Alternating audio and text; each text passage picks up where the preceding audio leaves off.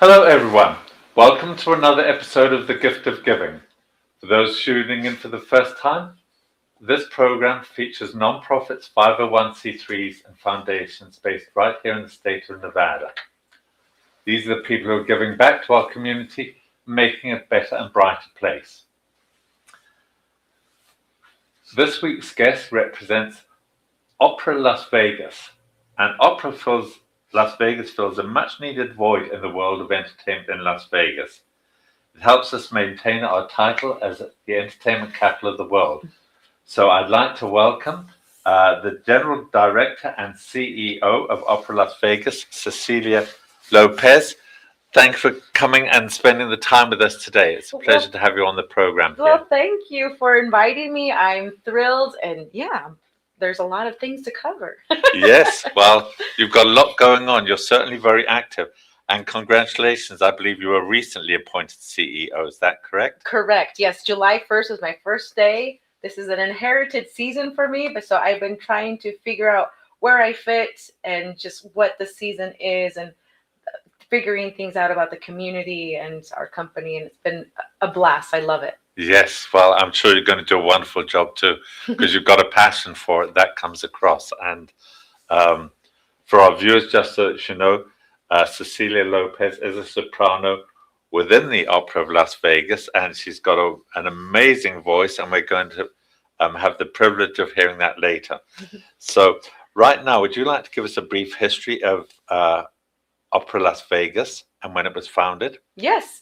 Opera Las Vegas was founded in 1999, believe it or not. We've been around for a while. And Yes. It's a nonprofit organization. It was founded by opera singers. So I found it actually very fitting that another opera singer is kind of stepping into the leadership role, because it was founded by opera singers, dare I say, colleagues of mine that kind of set the path for us here. And we've been slowly kind of getting around and growing the organization. I think now, though, in the year 2025, the company has reached a pivotal point where we're really trying to make our mark within the opera industry, both regionally and locally, Yes. and globally even, Yes. to really become a professional opera company, but nonprofit, just like other opera companies in the U.S. Yes. But we'll talk about some of the places that you're really reaching out to. You don't just have your own season. There are other individual events where you're going out and spreading the word, and we'll talk about those later. So congratulations on all the efforts that you're making to get opera known here in Las Vegas.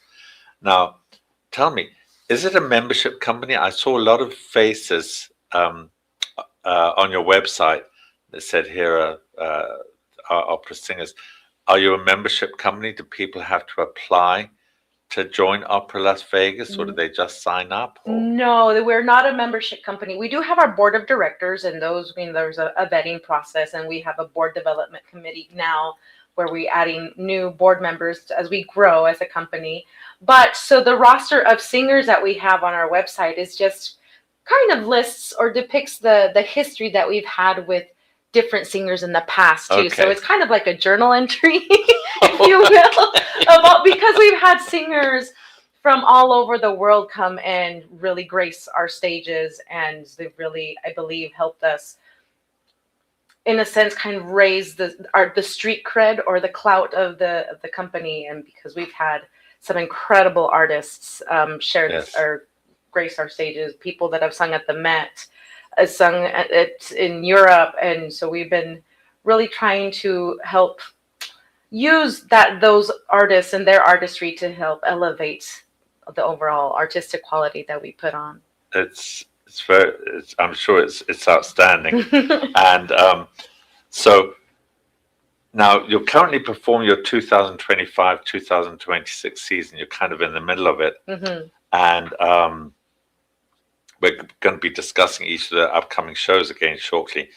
How do you go about selecting the operas for your season? Because if you're not a membership company, it's not like you've got to consider the members and are there roles for them in these various operas.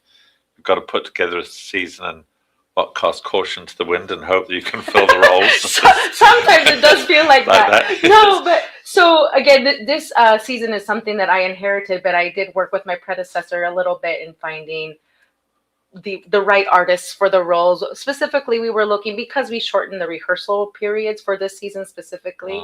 I came up with the idea that, well, if we find artists that have previously sung the roles at different companies, it'll help the rehearsal process, because it's so, for example, we opened with Le Nozze di Figaro, the Marriage of Figaro, which is in Italian, and it's so wordy. Yes. And sometimes when the rehearsal processes are longer, there is time to spend, and Maestro will spend time with the artist, say, hey, you baritone, you mess up this line, let's go over, let's spend like 20 minutes here and there, but getting it right. Exactly. So there was time to get that repetition and to really create that muscle memory. But for us here, for this season specifically, I said, no, let's look into artists that have already lived those roles, have performed them, that it's in their voices, it's in their bodies. That way when we get to rehearsals, the artists just hit the ground running. Okay. And so that's what we did. And it's been successful. It's been great. They've been. So you reach out to the artists and say, okay, for this role, let's reach out to so and so. Do you reach out to a few people and audition them, or no? Well, some of them has been on audition basis. Others have been. We've had long-lasting relationships with a nice pool of local singers too. So that's also come in very helpful when it comes to casting. And from my part, before being, as you mentioned, kind of segueing back into what you mentioned about me being a soprano, I've had also the fortune of working with very great artists. So a lot of these artists are on my phone, and I just text them, call them, and I say, hey, are you available? Will you do me a favor? So you've already got a network of colleagues. Yeah. Now, do they have to be professional opera singers, or can they be amateur, or amateurs you put in the chorus, or how does that? It's a little bit of both. Preferably professional singers, again, because we're trying to represent ourselves as a professional opera company. But if there's an amateur opera singer that loves to sing opera and they're good artistically, they have good stage movement, there is room for them here at Opera Las Vegas. So we will not turn people away. Now, notice in your season 2, we don't have an opera house here in Las Vegas. Correct. So you're performing all over the place. You're at Myron's, and you're at the June Bailey Theatre, libraries, and so on and so forth. What makes you, how do you get the venues? Is it to pick out the size of the cast and think this is a small cast, so we need to perform here, or this is large, so it's not going to work at Myron's, or?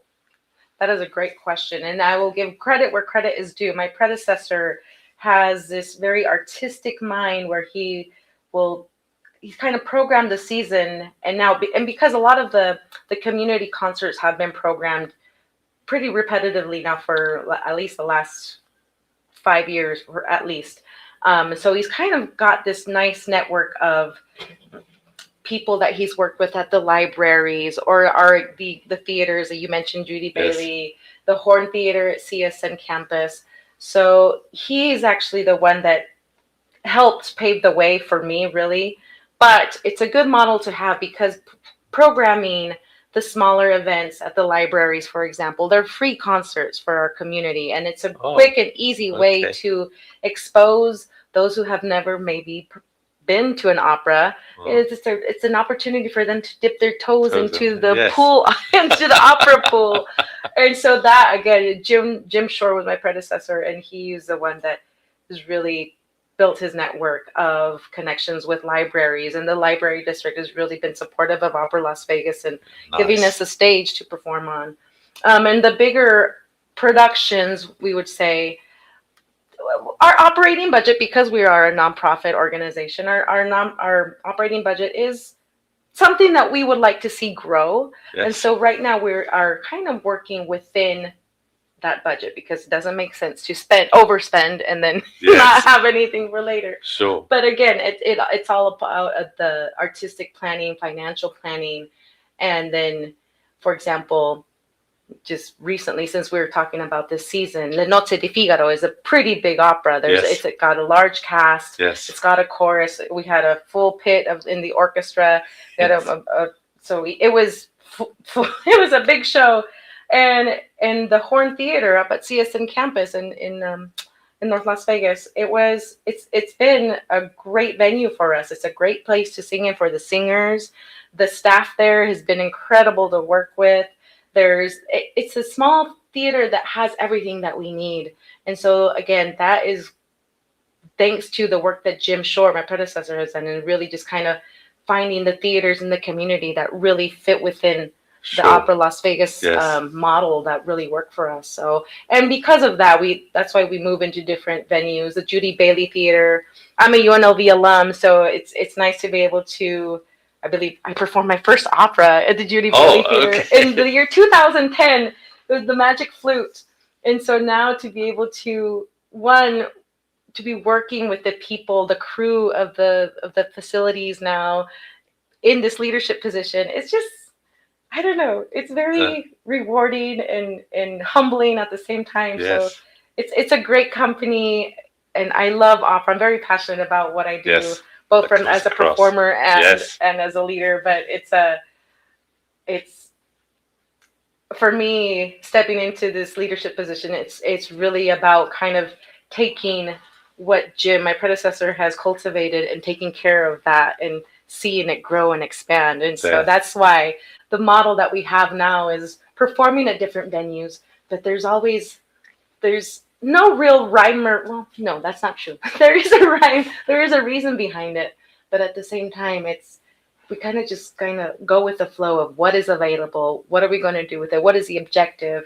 and things like that. We got to cross all of our T's and dot all of our I's. Yes. Well, and that has been done. One of the drawbacks I would have thought of having these different venues is the acoustics are all different.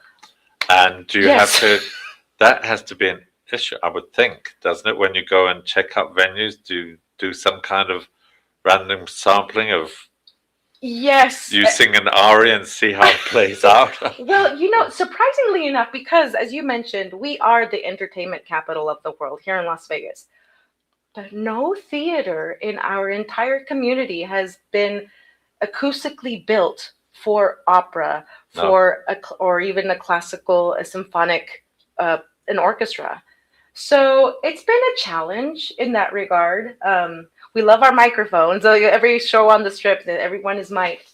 So for us, I think for me anyway, part of, again, it's the stepping into this leadership position and telling or communicating with our audiences that sitting in a room and actively listening to what is happening on stage, to the voices, to the beauty of the voice, and really paying attention to the stories, it's okay. It's okay to do that. We don't need to be amplified. So no, opera, what we do is without mics, and that's the beauty of it. That's the grab, because when you're sitting in the back and you have this one person singing an aria and you just have that wall of sound coming at you from this one person, there's just nothing more magical. It is really, really moving. Well, and talking about magic, I had the privilege of hearing you sing recently at the Very Vegas Christmas. You did. And it was just an amazing experience. And we'd like to share that magic with our viewers. So let's turn around and we're going to watch you perform. Okay. An aria.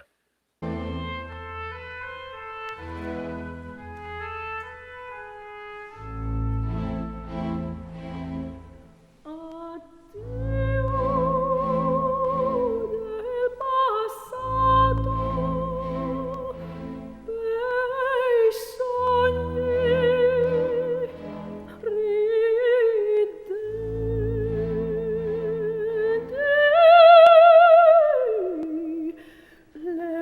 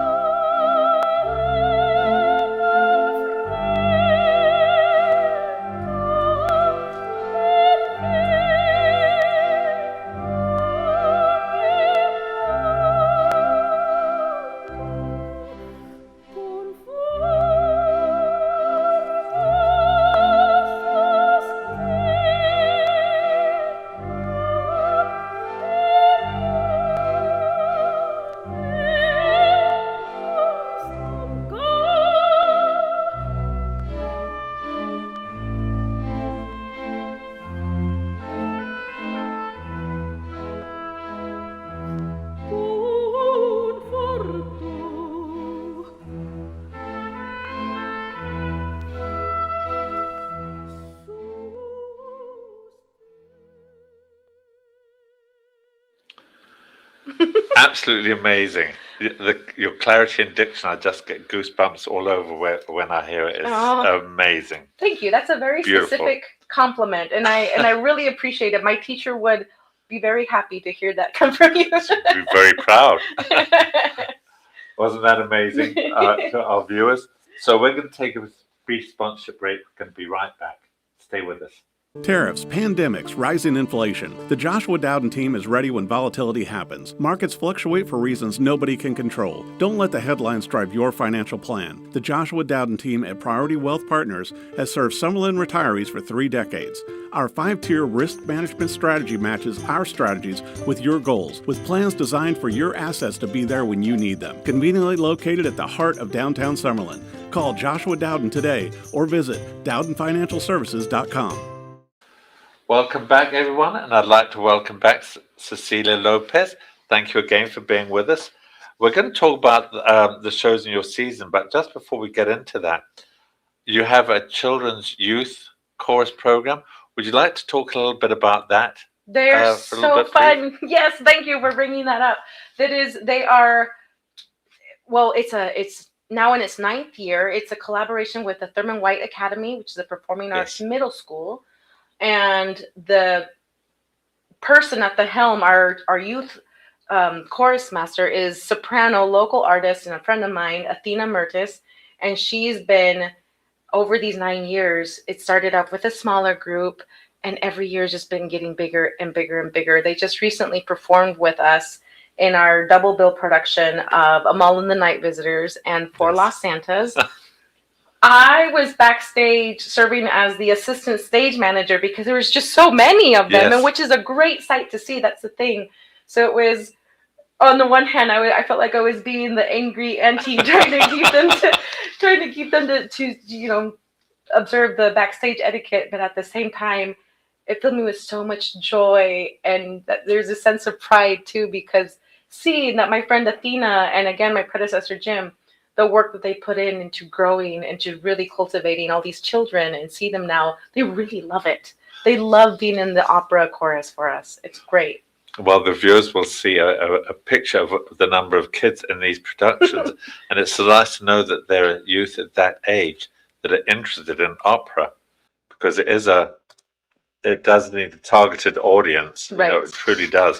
And now I noticed you have some other programs too where you're reaching out that's not part of your regular season, and I saw you did something, Voices Raised for Vets. Yes. You've had Holiday on Broadway and other events like the aforementioned Very Vegas Christmas. Mm-hmm. Would you like to elaborate on these other events you get involved in, and is it partly, I would imagine mainly, to spread the word that opera is alive and well in Las Vegas? Is that the goal of going to these? It is the goal of that. Those are more of our community focused concerts. Again, like I mentioned earlier, they're really concerts to be able to expose people who may have never been to an opera before, to really expose them to what the lyric opera voice, what it does, because we're different than a musical theater or someone singing jazz. It's a different vocal production, and it's a way.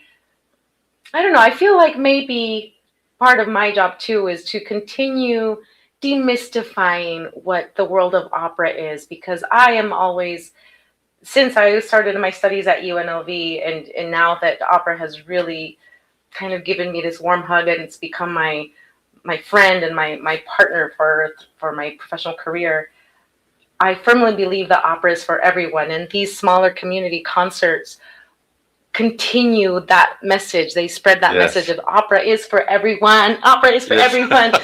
But you just got to give us a chance. And that's the thing. And I tell my mom, operas are like telenovelas. There's something happening. There's drama. Some guy loves this girl doesn't love the same guy. There's something always happening in these stories. Or it could be a comedy. So it's just, I don't know. There's a reason why this art form has stood the test of time. It's been around for so many hundreds of years, and here we are still. Well, and things like your Hollywood event, that I guess is to try and draw people in who like Hollywood music, and they get to sample opera renditions or interpretations. And it sold out. Yes. That concert sold out. We had overflow into the gallery, into the library gallery. So that for me, just watching people inside, and it was Yes. the right momentum. Yes. Well, and that segues into the first remaining show of your upcoming season. In a couple of weeks' time, in February the 8th, you've got Celebración Latina. Mm-hmm. So that I'm assuming is trying to reach out to another community, make them aware of opera. So could you tell us where that's going to be? And all this information will be on the website. We'll give out that information later. But would you like to tell us a little bit about that? And I understand you're going to be performing. You're going to be one of the performers in that. Yes. So if you like Cecilia's voice, you can sign up for this. Well, speaking of having an opportunity to dip your toes into the opera pool, Celebración Latina is really a bridging of two musical cultures, because the first half, it's going to be myself, as you mentioned, and a wonderful operatic baritone, his name is Octavio Moreno, will be singing Spanish art songs. And we're going to be singing it with, my mom likes to call it, with my opera voice, with our opera voices. But then we switch. The second half of the program features our wonderful friends and collaborators, Mariachi Plata of CSN, and the vocal technique for us as opera singers completely changes. But the objective of this concert is to show the parallels of the two very, very different musical worlds. There is the classical art song that we're trained to sing, because there's not just Spanish art song. There's German art song. I love Russian art song. Oh, my favorite. French art song, also very romantic. So these are the art song pools that we're doing, that we're focusing, highlighting on Spanish. But then we venture into the world of mariachi with the trumpets and with all the violins and just very in your face music. But what's similar in these two worlds, and again, I'm trying to create that, let people know, create that awareness that even though the musical styles are very different, they're actually quite similar. The poetry behind the art songs, because mariachi, technically each song, I would dare say it's an art song as well. Yes. It's just a different style of music. And so that's how I'm trying to create that, build that bridge, so that specifically the Latino community here of Las Vegas, because I started out as a mariachi singer way back in the day. And so now being able to say that I started here as a mariachi, now an opera singer, that I feel kind of helps also bridge that gap. And so again, it's an opportunity to broaden our audiences and to let people know that opera is for everyone. That is the motto of the show today. Okay. And where's that going to be held? Excuse me. That will be at Horn Theater at CSN campus up in the North Las Vegas. Okay. So that's CSUN. Okay. Then another show that you've got coming up is, well, first of all, that Celebración Latina. That's only one night you're performing that? One night only. A lot of work only. for one night. A lot of work for one night. Yes, we've already started preparing and making musical arrangements for that. But yeah, okay, that's what we do for art. Right. Yes. And the next upcoming event you've got is A Passion for Puccini. Yes. Which is also one night, and that's in March. Correct. So would you like to talk a little bit about Passion for Puccini? I'm actually really excited for this one. So again, thanks to my predecessor, he's been finding what to program at Myron's is, what the tricky thing. And last year we did Viva Verdi, which was highlighted a lot of music of Giuseppe Verdi, like works like Traviata, Trovatore. But those shows always sell out. Yes. One, it's fun to have people get dressed up and go to the Smith Center, because everyone loves to go to the Smith Center. It's such a beautiful crowning jewel of our city. But to have opera featured there at Myron's, it's a smaller venue still, but it's the excitement and the buzz behind the magic of opera. But this program specifically is going to feature Puccini. Is just one of the greatest operatic composers that has ever existed, in my opinion. But we'll be featuring great dear friends of mine, artists. Isaac Hurtado is the tenor. He comes to us from Utah. And my dear friend, Jessica Sandage, is a soprano singing, also coming to us from California. But these artists have been around for quite a while, and they sing the Puccini repertoire so it's just heart-wrenching, beautiful music. And we also have our studio artist program, and we have our studio artists that will be also participating. But there will be tunes like "Oh mio bambino caro." That's a Puccini tune. I'm sure you guys didn't know. But things like that. So we're really going to use this concert to, again, have people that have never experienced opera before come experience it in a smaller, more intimate way. Well, the nice thing about Myron's is it is intimate, and even the artists have to get that immediate feedback because it's so close. And exactly. when there's warm response, that generates better. Okay, then in April, so you've got one event coming up every month here, February, March, April. You've got Auction of Arias. Yes. Okay, now where's that going to be held? And talk to us a little bit about that one. So Chef Gio at Monsu on Flamingo is a big opera lover. And this is, again, another, it's kind of evolved into what it is now, Auction of Arias. This dinner at Monsu, it used to be just like our smaller gala, if you will. Yes. And so talking with my predecessor, talking about the season a few months ago, and I stepped into the leadership role, I said, well, we have this already scheduled. How about we heighten, elevate it to be something a little bit more different? Before coming here, I was the artistic advisor for Opera Idaho, another nonprofit organization.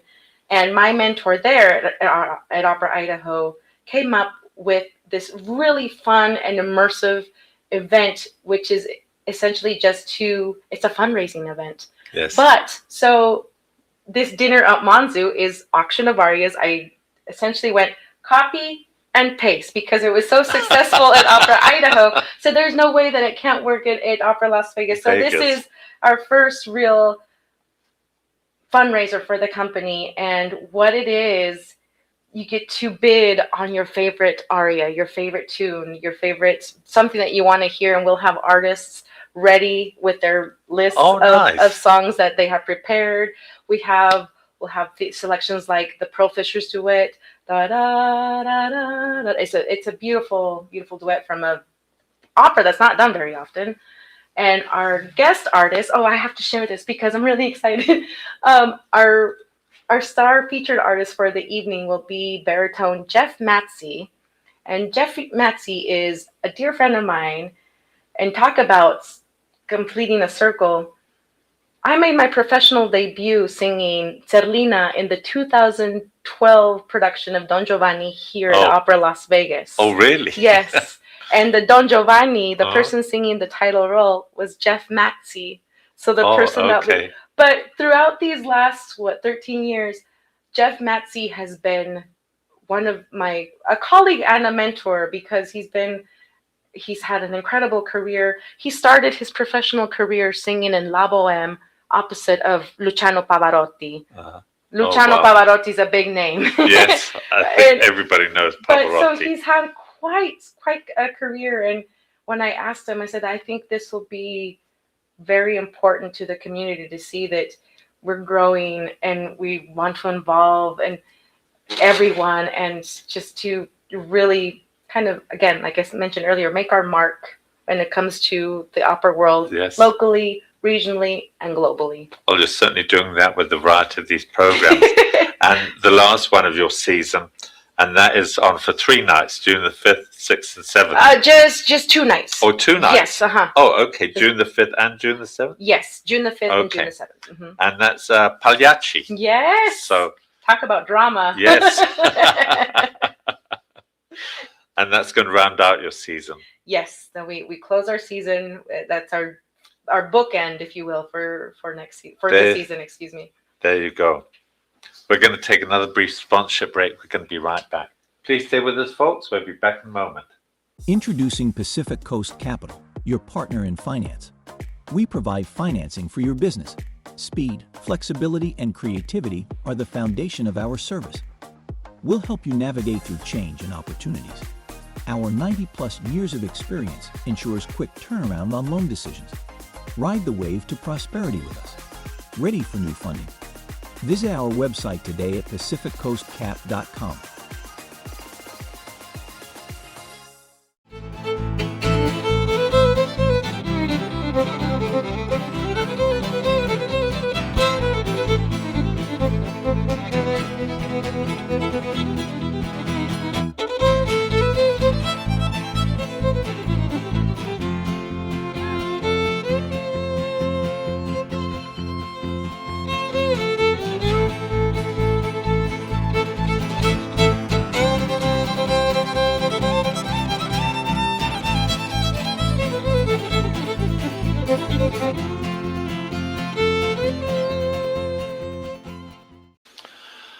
Okay, welcome back, everyone. I'd like to welcome back Cecilia Lopez. Thanks again for being with us and showing what Opera Las Vegas is doing. And all sounds very, very exciting. There's a lot going on. Mm-hmm. You really do. You've got a lot happening. And all the work you've got to put in for these one-night shows, it's just unbelievable. Yes. So now people can get tickets for these shows on your website. On our That's website. where they go. And Yes. we'll give that up before the end of the program so people can go and sign up, check the dates and the venues. Let's just talk briefly about the rest of the season because we talked about what's upcoming, but there were a few shows that you've already done as part of the season. So would you just like to talk very briefly about those? Absolutely. We started off, actually, well, as you said, the rest of the season, the beginning part of the season was very busy for me. So for me, as being the new general director and CEO, it's kind of thrown into the fire. Yes. No, Way to do it. It's exactly either sink or swim. But we started off with actually my autobiographical recital, Mariposa que Vuela, or Butterfly That Soars. And it was my idea to program this because knowing that I was coming into the leadership position, I wanted to give the community an opportunity to come and meet me, in essence. Yes. So it started, the story is just what it is. It's an autobiographical tale. It tells the story of who I am, where I was born, my family, my mariachi roots. I grew up working in the farms in Idaho alongside my mother. And so opera was never something that we listened to. I was never exposed to it as a child. And so I kind of just told my journey of how it was that I became an opera singer and now the general director and CEO of Opera Las Vegas. We started with that. And then we quickly shifted gears into production mode for The Marriage of Figaro, which was, again, very quick, but fast and furious, as the kids say. But it's also, I don't think, I owe a lot to both Jim, my predecessor, and the team that we had because everyone was just ready to roll up their sleeves and get to work. And it was just me at the last orchestra dress rehearsal. I sat in the back row of the theater and just watched everything, and tears just start streaming down my face. So it was just very proud. I was very proud of the production and just knowing that what Opera Las Vegas can provide the community was something for me that was like, okay, I'm meant to be here. Like, this is what, now I'm getting emotional. This is what I'm passionate about and I want to share with our community. And then we moved into Voices Raised for Vets was our community concert. Again, very well received. Jim, my predecessor, he was the one that is really the brains behind it all, and people loved it. And then we switched into our holiday double bill of Amal and the Night Visitors, and we did a regional premiere of For Los Santas. And For Los Santas acts as both the prequel and the, I guess, prologue. And Amal and the Night Visitors kind of falls in between. But the thing with that show, again, just the buzz behind Opera Las Vegas, we sold out. We sold out that performance, and it was just, for me, again, sitting backstage watching the kids. It was just So the For Los Santas, that was the youth. The For Los Santas, and they were also in Amal and the Night Visitors because there was a chorus part there. Okay. And they came in through the audience space of the theater. Really got it was into it. Really magical. We had a Jeep that was blowing up smoke. It was really quite a sight to see. So. Well, you're doing well because all your shows, I think you mentioned during the break, they've all been sold out. Yes, these last three. So 3 for 3. so you're getting the word out there, and we just got to get it out a little there a little bit more. Yes, for So you sure. can put on these shows for 2 or 3 nights. Exactly. There you go. Exactly. I agree wholeheartedly.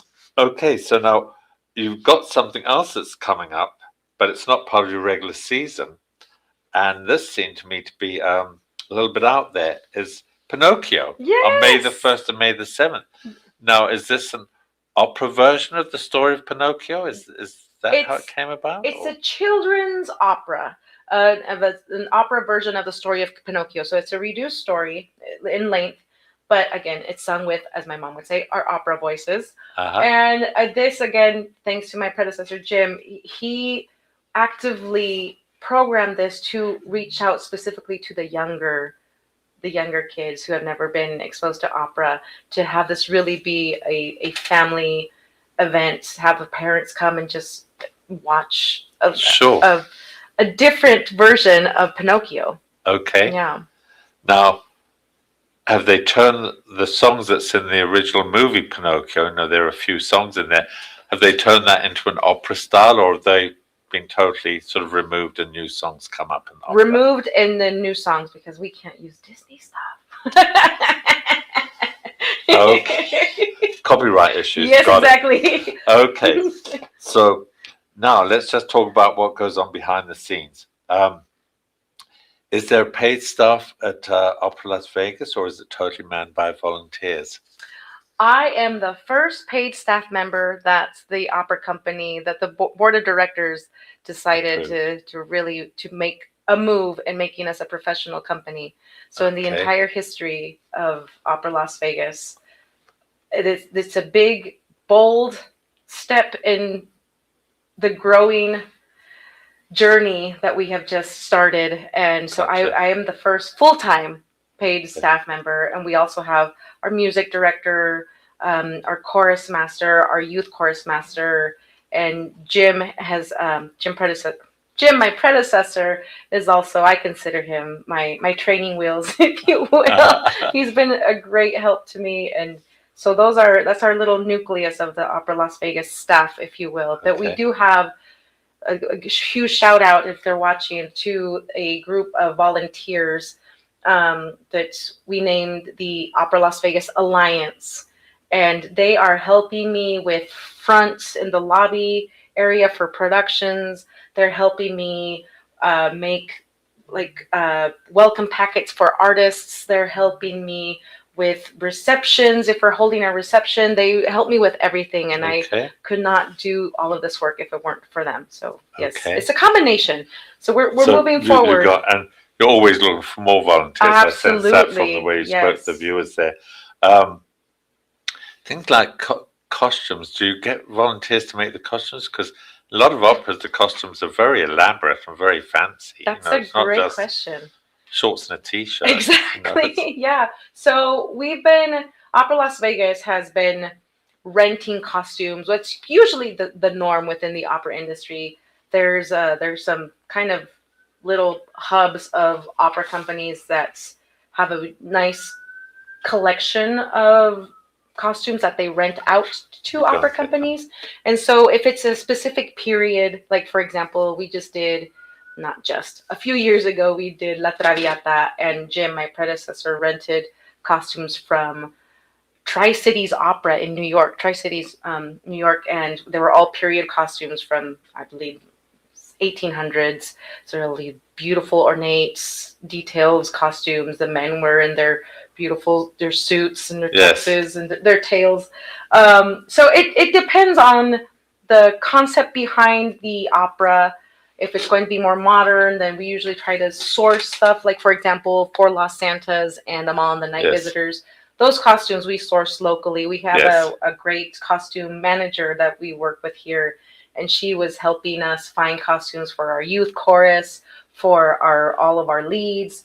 So it just depends, but usually for the big costumes that really need all of that intricate detail with the costuming, they're more readily accessible now from other opera companies. Okay. Now, how'd you get funded? Do you rely mainly on donations? Do you get corporate or government grants? There are grants, governmental grants, donors, we're growing our pool of donors as well, corporate sponsorships. That's how we get funded. I think that a lot of the misconception about being an opera company, because I think people think, oh, because it's opera, it's supposed to be grand, and you see it like this. They think the Met, they think that San Francisco, yes. LA. Those opera companies are also nonprofit organizations. Yes. And so that is the end goal. I think that a lot of the community would like to see Opera Las Vegas become. But in the meantime, we're growing. We're kind of turn on that F1 car and we're just revving the engines. Yes. Okay. So we're growing, but definitely we would not be the organization that we are today without our pool of donors, our private donors, our corporate sponsorships, our grants. There's a lot of work that goes into finding the funds to keep this organization thriving and being able to. It enables us to be able to share the magic of opera with our community. There you go.